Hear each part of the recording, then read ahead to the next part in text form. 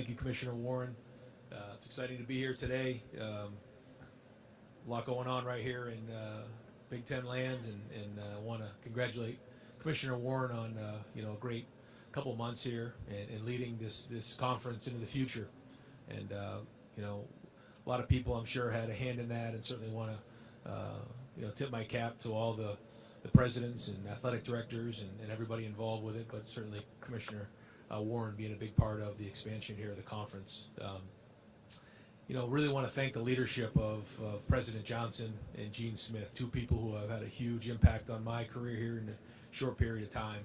And they've done unbelievable things at Ohio State and continue to do as we move into the future. I think as we look into this season, it's an exciting season for us. We have three guys here today, C.J. Stroud, Jackson Smith-Njigba, and Ronnie Hickman, who really, we could have probably brought 10 or 15 different guys here today, but they really capture what we want as a player. You start with Ronnie Hickman. This is a guy who's been through a lot of adversity at Ohio State, had some injuries, but then played some really good football the last couple of years, had a really good offseason, has had really good leadership. We're going to need that veteran leadership, especially early in the season as we kick off with Notre Dame at home. Jackson Smith-Njigba had a tremendous year last year, had a really strong offseason. He's one of the more competitive young men I've been around and has had a very, again, strong offseason. All three of these guys have been named to our leadership committee. And then C.J. Stroud, who last year really grew going to last year. It's amazing at this time he had not thrown a college football pass. Grew as the season went on to a Heisman Trophy finalist. But this offseason he's been really had an edge to him. He's just done a great job with his leadership. And so because of that, we've had a really good offseason. And I think it's great to see a team come together. I think every coach will say they had a great offseason. So I'm not just going to fall in line, but I'm excited about what this team is. And I kind of describe them as edgy this offseason. We do start with Notre Dame early in the year. I want to thank Buckeye Nation because there's just so much excitement around our program this year. That game and the last game, the rivalry game at the end of the year, is already sold out. Our home schedule, I think there's only single tickets available right now. So there's been a lot of excitement around that and a lot of excitement around this team. So as we head into the preseason, this will be an important preseason. We've got to start off the season well. We've got to play well in our first game, and that starts next week. So with that, take any questions you guys have. Tim May, Letterman Row. Ryan, expound on C.J. Stroud, though, just the way he's grown as a leader over the last year. Like you said, this time a year ago, you hadn't even named him as a starter. But where's he really stepped up in that regard? C.J.'s always had very good leadership skills. He's always had a voice. But once you go on the field and you show credibility that you can do it, you walk a little differently, and guys look at you through a different lens. And I think that's been the case. I think when you're young and you go into a season, you haven't played, you're just trying to figure out a way to complete that first pass, get that first win, and you're just so focused on your job and maybe the offense. This offseason, he's done a great job of really taking a bunch of guys on defense over to his house. He's cooked for them. He's really approached it like a coach, and that's what leaders do, and that's what really good quarterbacks do. So for a third-year player to take that kind of approach has been great to see. Start here in the middle. Hi, Coach. Caleb Spinner, Scarlet and Gray Sports Radio. Your first three opponents this season, Notre Dame, Arkansas State, and Toledo, Ohio State has matched up a combined 9 times against in history before this year. How does your preparation change when you look at teams like this versus the ones you see all the time? Well, you don't exactly know what you're going to get. I think that's, especially with the new staff, you're not exactly sure what's going to happen. It's not like being in the 8th, 9th, 10th game of the year into November where you have a whole bunch of games,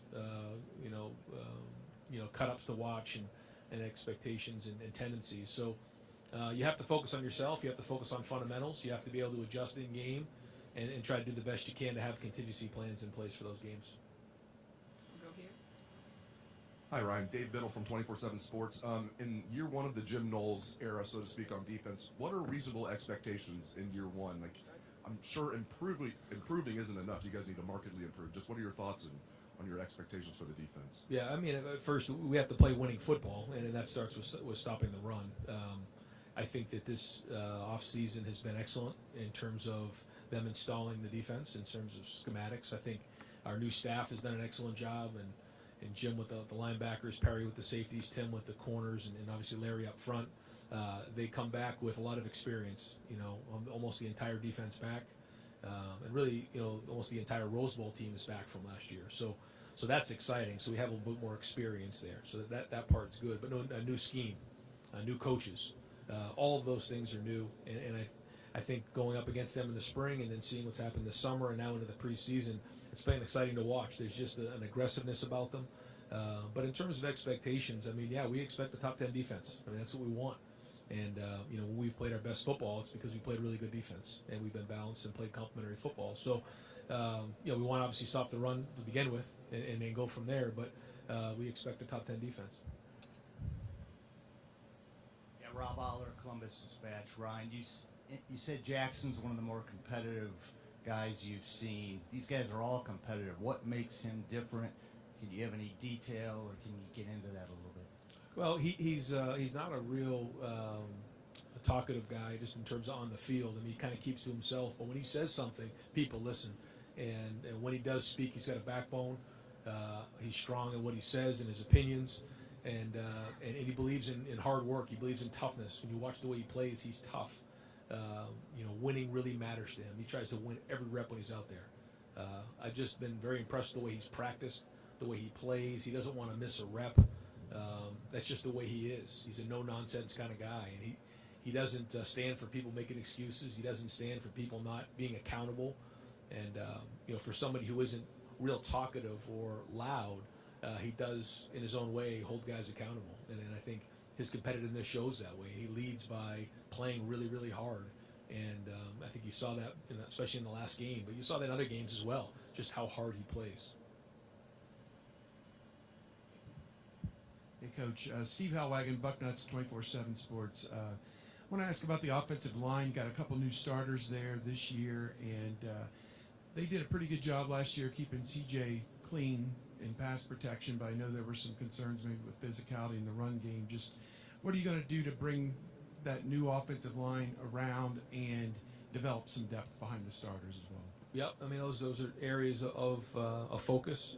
Justin Fry's come in and done a really good job of talking about, we're not changing things, but he does teach things different. He has a different style of coaching, a little bit different technique, and so that's been great. We have moved some different guys around. We lost Nick, we lost Thayer, but it's good to have those other guys back. I'm really excited about the offseason that DeJuan Jones has had. He's lost a bunch of weight. He's in really good shape.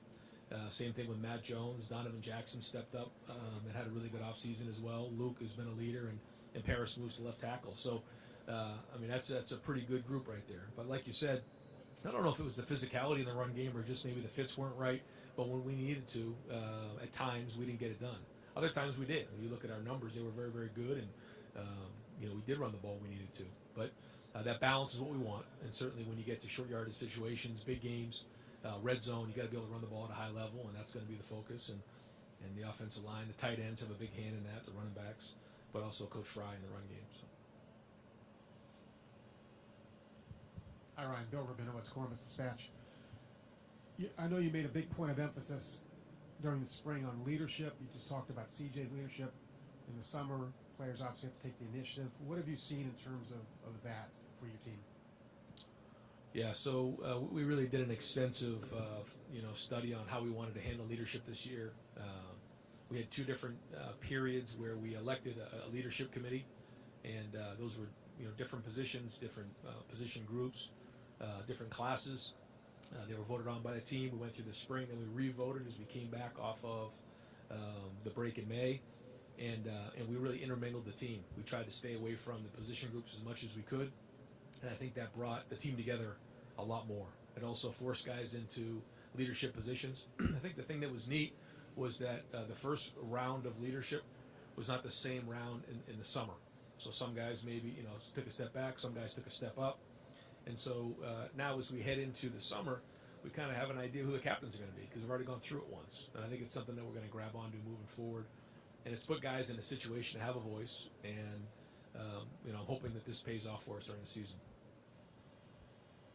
Yeah, Coach Jack Park, Sports Radio 97.1 The Fan in Columbus. Good to see you. tag along a little bit to your previous question about opening with Notre Dame. Probably the most highly anticipated opener in school history, at least by the fans.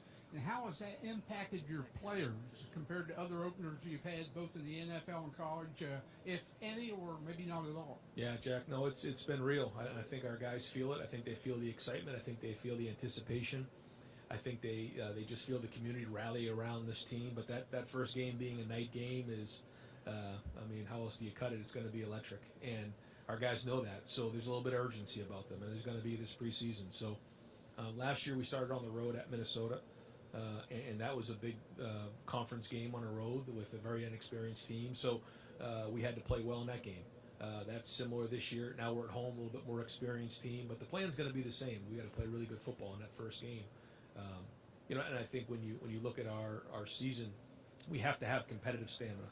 We have to play really good at the beginning of the year, and we got to play really good at the end of the year. And that's the challenge of being Ohio State. You got to win them all. And so competitive stamina is one of the things that we've been talking about as a team.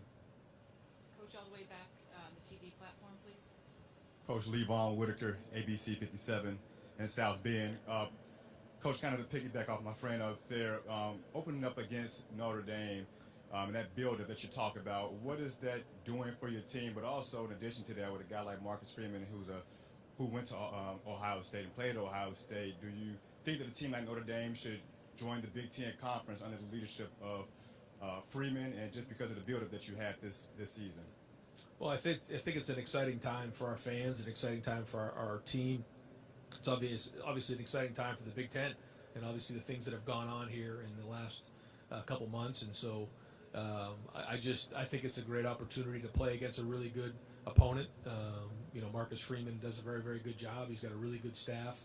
They're very knowledgeable, very energetic, do a great job in recruiting, do a great job schematically. So it's going to be a really big challenge for us. They have a really good team coming into Ohio State. So all those things kind of have our guys' attention. And so I think there is a little bit of more attention to our guys, just knowing what a big game we have to start the season off with. Hey, Coach. Today, Tino Bovenzi with Spectrum News 1. Had some time to process the loss to the team up north last year. Just talk about how that has really catapulted you guys into the offseason as a motivating factor, and also just how good you feel about this team. It kind of feels like you have something special brewing in Columbus this year. Well, every year the expectations are high, and that doesn't change, based on what happened the year before.